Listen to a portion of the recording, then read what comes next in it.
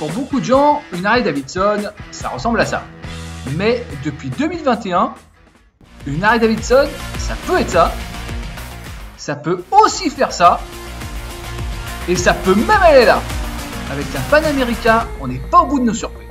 Nous avons donc pris le guidon de la Harley Panamérica pendant plusieurs jours et pas mal de kilomètres. Question route et voyage, qui est le domaine où le public s'attend le plus. On peut affirmer qu'elle se débrouille plutôt bien. Le confort est présent, la conduite est saine, sereine ou dynamique, au choix. Puis le moteur il est pas mal, hein. Il est puissant, il a une grosse dose de punch après les mi-régimes. Franchement une réussite, mais ce n'est pas ça qui nous intéresse le plus. Cette Harley, elle fait partie des Maxi Trail, ou les Trail GT.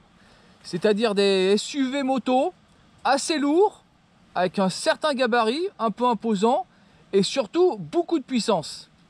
Mais l'histoire originelle du trail, c'est de pouvoir aller sur la route, dans les chemins, franchir des trottoirs, franchir des dodanes, franchir des monticules, bref, se marrer un peu partout. Mais c'est des engins légers. Alors, avec une Harley d'à peu près 250 kg et 150 chevaux, qu'est-ce qu'on peut faire? Est-ce qu'on peut vraiment aller partout? Est-ce que c'est limité? Normalement, dans cette catégorie, on fait de la route, du voyage, et c'est tout. Mais là, avec ce qu'on lui a mis dessus, on peut peut-être s'amuser un peu plus. Bon, suivez-moi.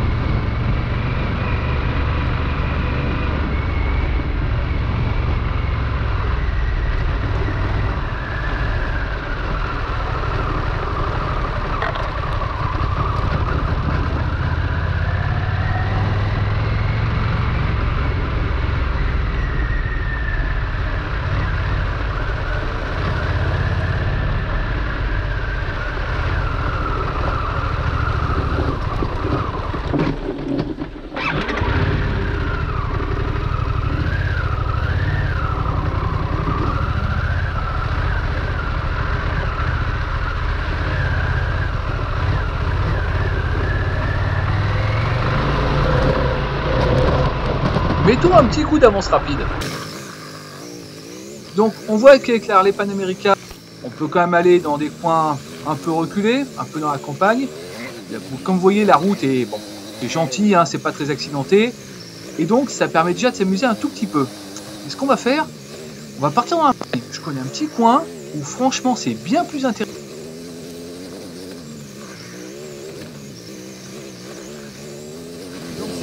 On va confier la Panamérica à un pilote d'enduro et de rallye raid, donc avec un tout autre niveau de technique.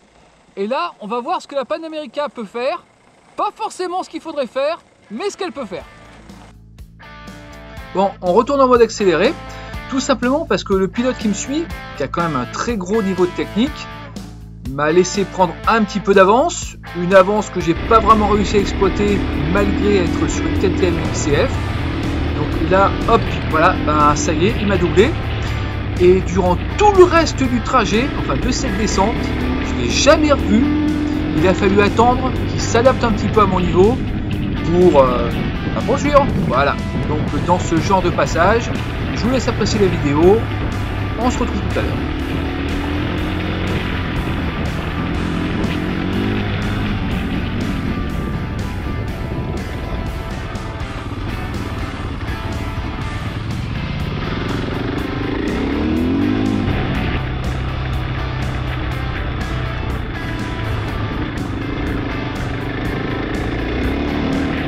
Aujourd'hui, sur ces routes cabossées, voire défoncées, les Harley-Davidson Panamérica sont très bien sortis, pas de sérieux obstacles. En revanche, sur son marché, ça va être un peu plus compliqué. En effet, l'américaine doit affronter la BMW R250 GS, la référence dans le domaine.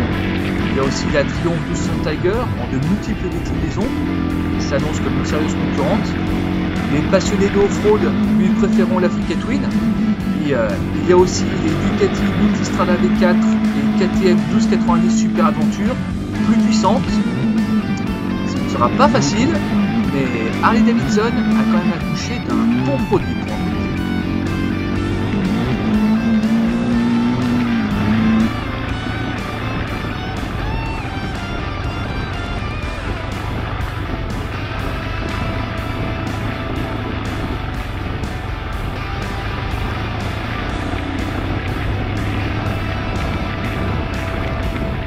Comme vous pouvez le constater, on a du rythme, du bon rythme même dans les sous-bois, mais on n'allait pas très vite non plus, il faut reconnaître.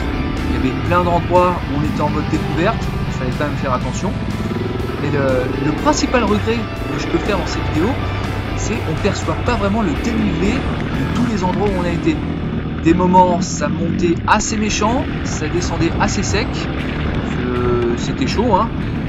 Au-delà de ça, je dois vous avouer que le meilleur moment de ce reportage, c'est là, quand je suivais Aurel, où je voyais la Harley sauter de pierre en pierre, se tordre à l'accélération, s'arracher le châssis sous l'impulsion du pilote, un vrai régal.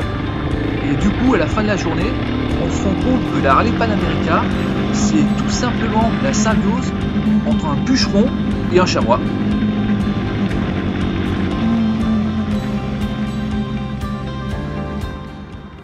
Voilà, donc promenade assez musclée dans les petits chemins, les petites routes forestières avec un peu d'enduro, un peu de cassant. Donc l'avis de notre essayeur du jour. Donc globalement cette moto, un point de vue vraiment global, comment tu la trouves? Eh ben, j'ai eu beaucoup d'a priori en la regardant, en disant que pour aller faire du tout-terrain, elle m'avait l'air très fragile. Et ben, j'étais beaucoup surpris parce que finalement, déjà, la position, on a droit à l'erreur, l'électronique il permet à des gens qui ne connaissent pas le tout-terrain de se mettre en sécurité. Et donc j'ai pris du plaisir, au final j'ai pris du plaisir.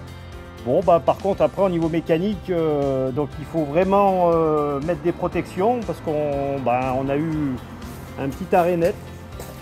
Voilà, ce qui arrive quand on fait du tout-terrain et qu'on n'est pas préparé, on a un radiateur qui nous explose dans la figure parce qu'il y a un simple caillou qui se projette dedans. Hein, voilà, à part ces détails-là, cette moto, je pense que en allant vraiment à se préparer pour faire du tout-terrain, il y a de quoi s'amuser. Donc bravo à eux quand même, parce que j'aurais pas dit. Bravo. Au niveau des suspensions, la partie cycle, comment ça se comporte?